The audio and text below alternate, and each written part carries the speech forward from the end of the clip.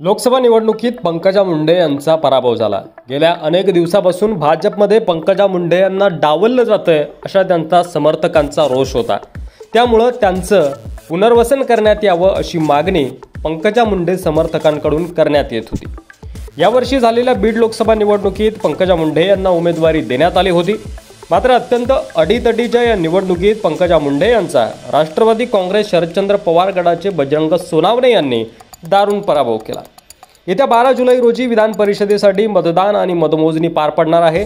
विधानसभा संख्येनुसार भाजप 5 जागा लढवू इच्छितो, तर एकनाथ शिंदे शिवसेना गट आणि एनसीपी अजित पवार गट प्रत्येकी 2 जागा असं गणित आहे।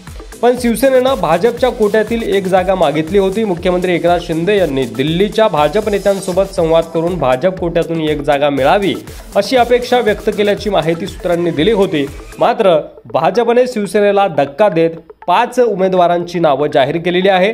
विधान परिषद निवडणुकीसाठी अर्ज दाखल करण्यासाठी मंगळवार म्हणजे 2 जुलै हा शेवटचा दिवस आहे, तर 16 जुलैच्या आधी ही मतदान प्रक्रिया पूर्ण होणार आहे। भाजपनं जी 5 जणांची यादी जाहीर केलेली आहे त्यामध्ये पंकजा मुंडे यांचं पुनर्वसन करण्यात आलेलं आहे। त्यामुळे माजी मंत्री पंकजा मुंडे यांना भाजपनं उमेदवारी जाहीर केलेली आहे। त्यासोबतच पंकजा मुंडे यांच्यासह परिणय फुके, अमित बोरखे, योगेश टिळेकर आणि सदाभाऊ खोत अशा 5 जणांची नावं भाजपनं जाहीर केलेली आहेत।